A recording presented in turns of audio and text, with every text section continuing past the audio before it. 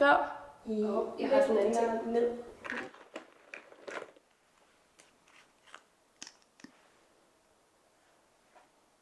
Mere sådan herhen over mod.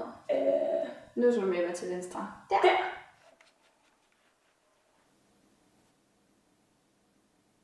Jeg hedder Cecilie, og jeg er 21. Jeg læser psykologi i Worcester i England. Jeg mistede synet på det højre øje i april for 3 år siden i 2014, da jeg var i Paris med min familie. Jeg mistede synet faktisk.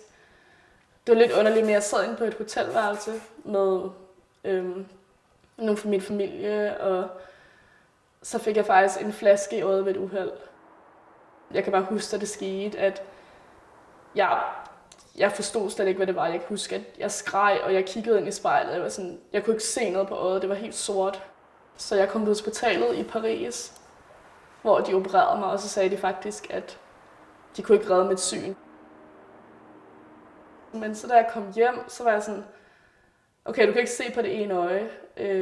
Det er ret mærkeligt, og på den måde så tror jeg faktisk, at jeg følte mig lidt anderledes end mange andre. Udover det, så kørte mit liv lidt videre. Jeg var i gymnasiet, og jeg tog kørekort, så på den måde så havde det ikke nogen effekt på mit liv overhovedet. Så i december, efter vi havde afleveret vores SAP, der var jeg til en fest. Så skete der så det uheldige, at jeg ramte et bord med mit venstre øje. Jeg kan bare huske den her følelse, den her scene, hvor jeg falder ned mod bordet, og jeg kunne se bordet, jeg kunne se, okay, der kommer til at ske noget, men samtidig så kunne jeg ikke rigtig gøre noget ved det. Og så ramte det her bord, og så blev det hele bare helt sort. Jeg skreg, jeg prøvede at løbe væk, fordi jeg var sådan, hvad sker der her? Altså, jeg fattede det overhovedet ikke. Så blev der ringet til en ambulance, og jeg kom på hospitalet. Der fik jeg at vide, at der var en stor chance for, at jeg kunne få mit syn igen.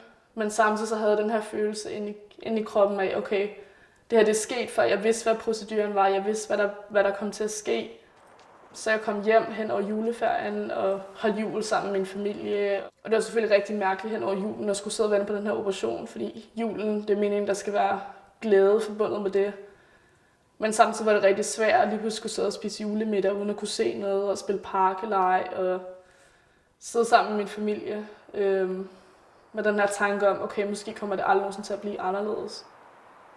Så det var selvfølgelig enormt skræmmende. Jeg kan bare huske den her frygt, der gik gennem hele min krop, den her angst for, hvad der skulle komme til at ske. Så da jeg så kom ind til operationen, kan jeg huske lige, inden de kørte mig ind, så sagde jeg til min mor, når jeg vågner, kan I så ikke lade være med at sige til mig, hvad resultatet er, for jeg har faktisk ikke lyst til at vide det. Da jeg vågnede igen, der spurgte jeg mine forældre, og de sagde, ja, det gik ikke, du kan ikke se. Og så var det helt bare sort. Altså, det var ligesom at falde ned i en meget dyb brønd. Jeg tænkte, hvordan skal jeg nogensinde komme videre herfra? Jeg kunne overhovedet ikke forstå det inde i mit hoved. Jeg kunne slet ikke kapere det. På et tidspunkt så kom der en psykolog ind og snakkede med mig, som sagde til mig, dit liv kommer til at være det samme igen. Der kommer ikke til at være noget, der ændrer sig. Du kommer til at gøre, hvad du gjorde før. Og jeg tænkte bare inde i mit hoved, are you kidding me? Hvad snakker hun om? Det gik sådan lidt op og ned hver dag, så den ene dag kunne jeg være glad og tænke, okay, jeg kan faktisk bruge den her oplevelse, måske til at hjælpe andre. Hvor den næste dag, der tænkte jeg kan ikke se noget, jeg har ikke noget liv, altså mit liv er slut. Så lige på sin dag, så vågnede jeg, og så tænkte jeg, at jeg faktisk gerne ville starte i gymnasiet igen. Jeg startede her igen med en masse støtte fra familie og venner selvfølgelig, som var en fantastisk stor hjælp.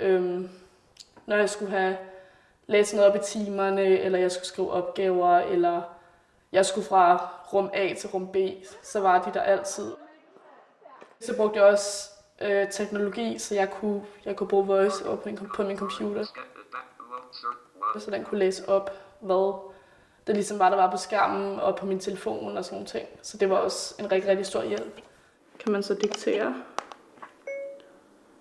Hvad tid skal vi mødes i morgen? Spørgsmålstegn. Så det endte med, at jeg gennemførte gymnasiet og blev student om sommeren med støtte, men samtidig også med en masse viljestyrke, tror jeg, fordi det var ikke nemt. Det var ligesom lidt, nogle dage skulle man lidt kæmpe sig op. Da jeg blev student, det var nok en af de bedste dage i mit liv. Jeg kan stadig huske den her følelse, da jeg fik huen på, hvordan det var. Bare at tænke, okay, du har klaret det her nu, så kan du også godt klare det næste, du skal. Så efter det, så valgte jeg at tage et halvt år hjemme, hvor jeg ligesom kunne bruge tid på at fokusere på mig selv. Jeg brugte et halvt år på at få mobility-træning med en stav og på at lave blindeskrift på computeren. Samtidig så fandt mig og min familie et college i England, som hedder The Royal National College for the Blind. Det var en meget, meget stor beslutning, men jeg valgte at tage derover for at møde andre mennesker i samme situation som mig. RNC, det ændrede mit liv fuldstændig. Det lod mig ligesom indse, at jeg ikke skal lade mit synstab stå i vejen for min fremtid, og jeg kan faktisk gøre lige, hvad jeg har lyst til. Jeg tror, måske det har været min største udfordring, det har været det her med, at der måske har nogen, der har været lidt berøringsangste over for mig, fordi at når jeg har sagt, at jeg kunne se, så har de været sådan, det er synd for dig. Og den her medlidenhed kan godt være lidt svær at arbejde med nogle gange, fordi jeg synes ikke, det er synd for mig. Jeg er bare ligesom alle andre, jeg kan bare ikke se. Det her med, at jeg ikke kunne se, det er ikke noget, der sådan påvirker mig i hverdagen, det er ikke noget, jeg tænker over. Måske det er lidt mere taktil på en eller anden måde, så hvis jeg for eksempel skal lede efter et eller andet, så skal jeg ligesom mærke efter det, i stedet for at kigge efter det. Samtidig så bruger jeg mine ører rigtig meget. Ikke at man hører bedre, det er en myte, man hører ikke bedre, når man ikke kan se, men på en eller anden måde så bliver ens sanser skærpet, så man lærer at bruge dem på en anden måde. Jeg rejser rigtig meget. Jeg skal til Oslo, på Oslofærgen sammen med min veninde, så det bliver også rigtig fedt at skulle rejse sammen med hende.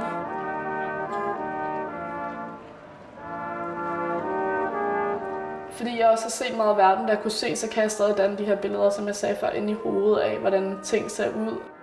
Og det er også bare, jeg tror tit, når man rejser, så når man kommer hjem, så er det måske ikke det, man så, man kan huske det mere, bare selve følelsen, da man var der, og hvem man var sammen med. Jeg tror faktisk, jeg var ret doven som person, før jeg mistede synet, for jeg havde ikke rigtig noget mål i livet.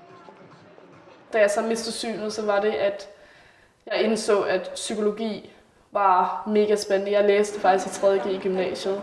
Men inden jeg mistede synet, der var jeg ikke sådan vildt interesseret i det. Og så var det så, da jeg selv mistede synet, og vi begyndte at læse om forskellige ting, som traumer, hvordan folk reagerer på det, så kunne jeg ligesom se nogle af de her ting i mig selv. Og det var det, at jeg så begyndte at interessere mig og tænke, okay, måske kan jeg bruge min egen erfaring til at hjælpe andre. Så på den måde, så kan man faktisk sige, at det, at jeg har mistet synet, har været en kæmpe stor life changer, helt klart. Men samtidig har jeg faktisk, jeg vil sige, at jeg er gladere, end jeg var før. Jeg har udviklet mig helt vildt som person, og har fået drømme, som jeg ikke havde før. This is life, and it's a ride.